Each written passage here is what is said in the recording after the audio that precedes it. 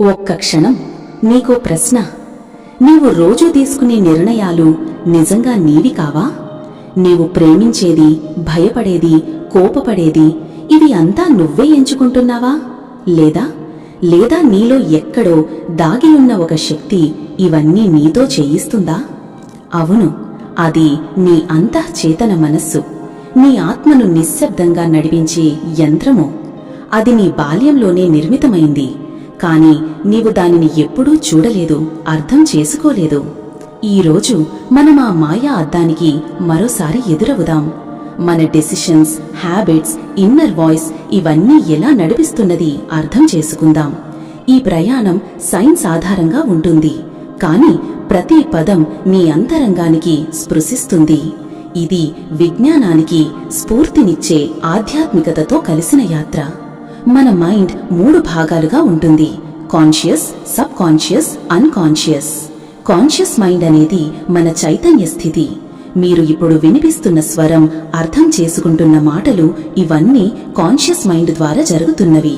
కానీ ఇది రోజుకి కేవలం 5% మాత్రమే పనిచేస్తుంది. మిగతా 95%ను నడిపించేది సబ్ కాన్షియస్ మైండ్. ఇది ఒక హార్డ్ డ్రైవ్ లాంటిది.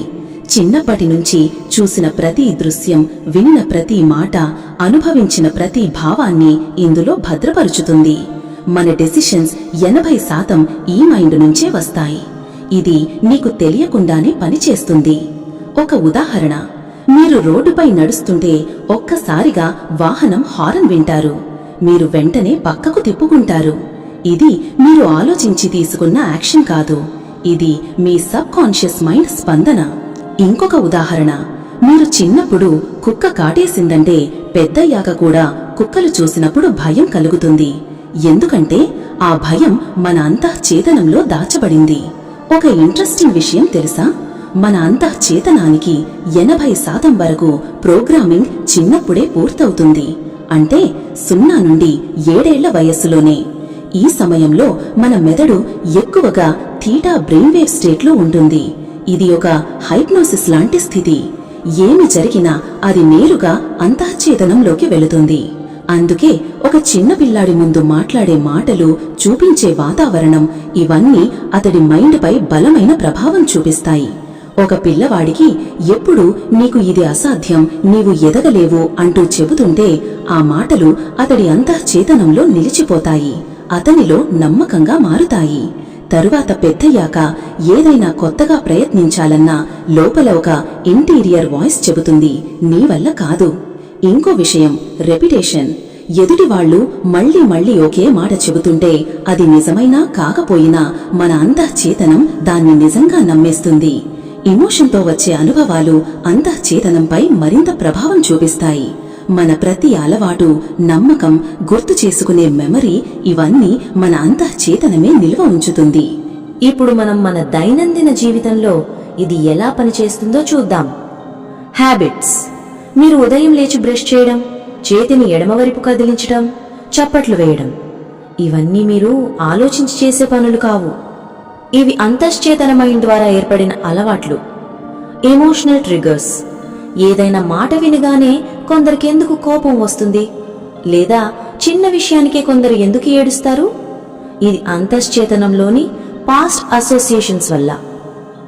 ఫర్ ఎగ్జాంపుల్, ఒక చిన్నారి తన బాల్యంలో నీవు బలహీనురాలివి అనే మాటలు మళ్లీ మళ్లీ వింటే ఆ మాటలతో పాటు వచ్చే బాధ, భయం, నిరాకరణ అన్నీ ఆమె సబ్ కాన్షియస్ మైండ్లో లోతుగా నిలుస్తాయి.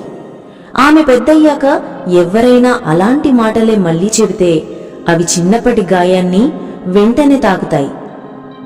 ఆమెకి ఎందుకలా జరుగుతుందో అర్థం కాకపోయినా ఆమె స్పందన మాత్రం తీవ్రంగా ఉంటుంది.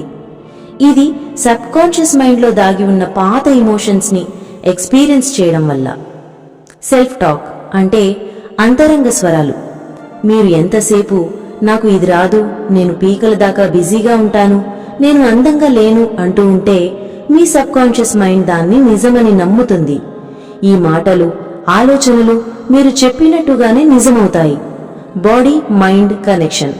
ఒకరు సంతోషంగా ఉంటే వారి శరీరంలో హార్మోన్లు సమతుల్యంగా పనిచేస్తాయి.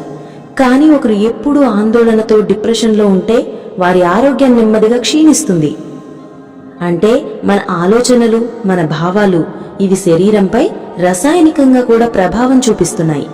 ఇది శాస్త్రీయంగా సైకో న్యూరో ఇమ్యునాలజీ అనే రంగంలో వివరించబడింది. మన భావోద్వేగాలు, మనస్సు మరియు ఇమ్యూన్ సిస్టమ్ మధ్య బలమైన సంబంధం ఉందని ఇది నిరూపిస్తుంది. ఇప్పటి వరకు మనం మన సబ్కాన్షియస్ మైండ్ గురించి ఏమేం తెలుసుకున్నాం? ఇది మన నడకను, మాట్లాడే విధానాన్ని, భావోద్వేగాల్ని నడిపిస్తుంది. ఇది మన బలహీనతలకు, శక్తులకు మూల కారణం. ఇది మనకు తెలియకుండానే మన బాల్యంలోనే నిర్మించబడింది. ఇప్పుడు అసలు ప్రశ్న, ఈ అంతఃచేతనాన్ని మార్చగలమా? దీంతో స్నేహం చేసి మన జీవితాన్ని మార్చగలమా? అదే మన నెక్స్ట్ వీడియోస్ రహస్య ద్వారం. అఫర్మేషన్స్, హైప్నోసిస్, ఎన్ఎల్పి ఇవన్నీ ఎలా పనిచేస్తాయో మనం ఎక్స్ప్లోర్ చేయబోతున్నాం. అప్పటి వరకు ఒక చిన్న ఉపాయం. రేపు ఉదయం లేచి మీకు మీరు చెప్పండి, నా అంతఃచేతన శక్తివంతమైనది. ఇది నా కలల్ని సాకారం చేయగలదు. నన్ను నేను తిరిగి నిర్మించగలను. ఈ మాటలు ఈ రోజు మీ మనస్సులో మొదటి విత్తనాలు.